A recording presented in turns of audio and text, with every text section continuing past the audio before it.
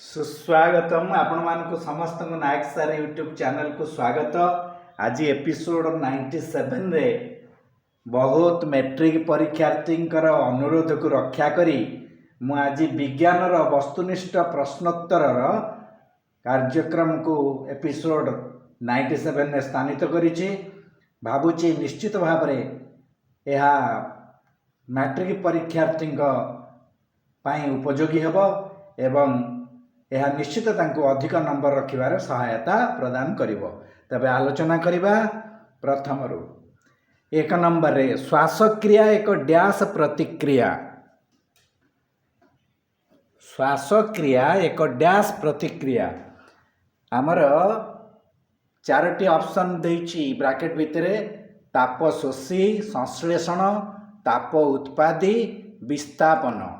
डाहाण पटरे उत्तर दिया जाइछि से उत्तर स्थान रे उत्तर लिखिया पड़िबो एवं सबा तळे स्कोर बोर्ड दिया जाइछि 16टी प्रश्न अछि। 16 रु आपण माने केते रखिले ता निजे मध्य एठी लिखि परिबे एवं निजको निजे आपण परीक्षा करी निजर कोन रखि पारुछंती स्कोर निजर केते दक्षता अछि विज्ञान वस्तुनिष्ठ प्रश्नोत्तर रे ताहा मध्य निजे कलना करि परिबे। ताले प्रथम उत्तर होउछि ताप उत्पादी। ताप उत्पादी। 2 नंबर डैश जलरे अद्रवणीय। जलरे केउटिक अद्रवणीय माने द्रवीभूत हुए नाही। Na2 SO4 BaCl2 NaCl BaSO4। सठिक उत्तर टी होउछि BaSO4 जो गोटा होउछि बेरियम सल्फेट। कौन सेटा barium sulphate.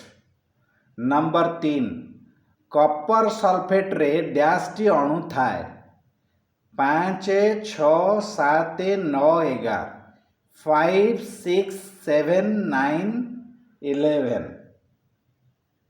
Right answer is 5। Number 4 dash धातुर नमनीयता गुण सर्वाधिक ब्रैकेट रे देछि सीसा प्लाटिनम सुना तंबा। ये चारोटी धातु मध्यरु नमनीयता गुण सर्वाधिक कहार नमनीय क्यों धातु ये चारोटी मध्यरु सबुठारु अधिक नमनीय उत्तर होछि सुना। नंबर 5 सबुठारु हालुका धातु डैश अटे ब्रैकेट रे देछि sodium lithium potassium calcium.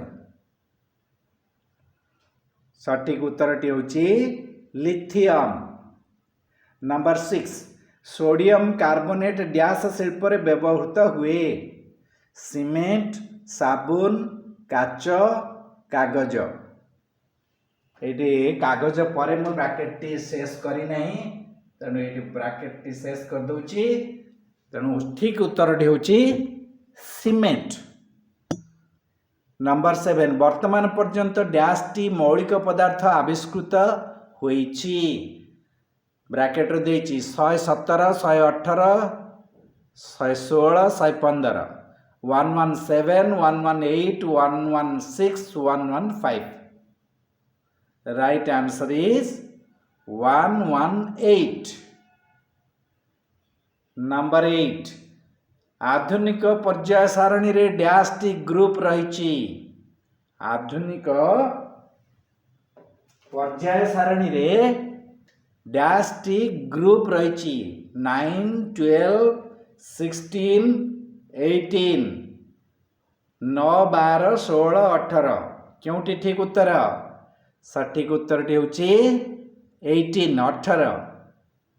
Number 9 dash दर्पण रे विस्तीर्ण अंचल दृश्यमान हुए उत्तल लेंस अवतल लेंस समतल लेंस समस्त प्रकार लेंस। केउं दर्पण रे विस्तीर्ण अंचल दृश्यमान हुए यार उत्तर निश्चित भाव रे उत्तल जबकाच बा उत्तल लेंस। नंबर 10 चक्षुर डैश अंश आलोक प्रति संवेदनशील स्वच्छपटल कनिनिका मुकुरिका नेत्र स्नायु या भितर केउटिक आलोक प्रति संवेदनशील चक्षुर केउ अंश आलोक प्रति संवेदनशील उत्तर होउछि मुकुरिका। नंबर 11 विद्युत स्रोतर एकक डैश अटे coulomb into second coulomb per second second पर कूलम कूलम इंटू ओम। निश्चित भाव में उत्तर होउछि कूलम पर सेकेंड। नंबर 12 विद्युत पंखारे डैश मोटर व्यवहृत हुए केउ प्रकार मोटर विद्युत पंखारे व्यवहृत हुए एसी डीसी जीसी बीसी केउ प्रकार motor AC alternative current. Number 13 तंबा नमनीय तंबार नमनीय गुण सल्फर गुणटी कौन तंबा नमनीय हेले सल्फर भंगुर भांगी जाए सल्फर भांगी जाए तंबाटा नमनीय नहीं जाए। 14 विद्युत शक्ति यांत्रिक शक्ति मोटर विद्युत शक्ति यांत्रिक शक्तिर उदाहरण होची मोटर सेमती यांत्रिक शक्ति विद्युत शक्तिर उदाहरण कौन यांत्रिक शक्ति विद्युत शक्तिर उदाहरण होची जेनरेटर। नंबर 15 विद्युत स्रोतर चुंबकीय प्रभावर आविष्कारक किए ब्रैकेट रे 4 जन का नाम दिया है मैक्सवेल फ्लेमिंग फैराडे ओरेस्टेड क्यों वैज्ञानिक विद्युत स्रोतर चुंबकीय प्रभाव को आविष्कार करथिले तार उत्तर होची ओरेस्टेड।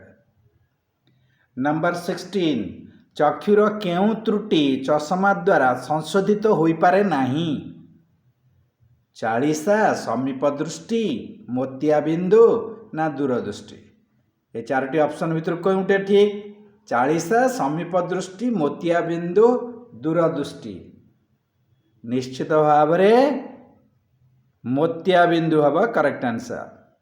एटी शेष होइछि 16 गोटी विज्ञानर वस्तुनिष्ठ प्रश्नोत्तर जहाँ परीक्षा रे आसीबार संभावना बहुत बेसी एवं ए प्रकार प्रश्नोत्तर जदि बारंबार तुम्हें माने प्रस्तुत करैब निश्चित मैट्रिक परीक्षा रे 100 रु 100 सफलता पाइब। वर्तमान स्कोर बोर्ड रे 16 रु तुमर केते रहिला केतोटी उत्तर ठीक कल ताकू लेखिकी निजकू निजे मूल्यांकन करि नियो। भाबुची एपिसोड निश्चय तुम मानकर उपकार आसीबो रहुची जदि भल लागिची ताले शेयर सब्सक्राइब करिया पे केबे हेले भूलिबे नहीं कारण मोर लक्ष्य होच my mission is to spread the knowledge to make the future generations more powerful याति भी वंट्यते नैव चोरणापि न नियते दानेन क्षयं न जाति विद्यारत्नं महाधनं। So if you distribute the knowledge your knowledge will be more and you will also get much satisfaction out of it because it is the best kind of wealth that you have donated to your juniors. Thank you all. Jai Jagannath.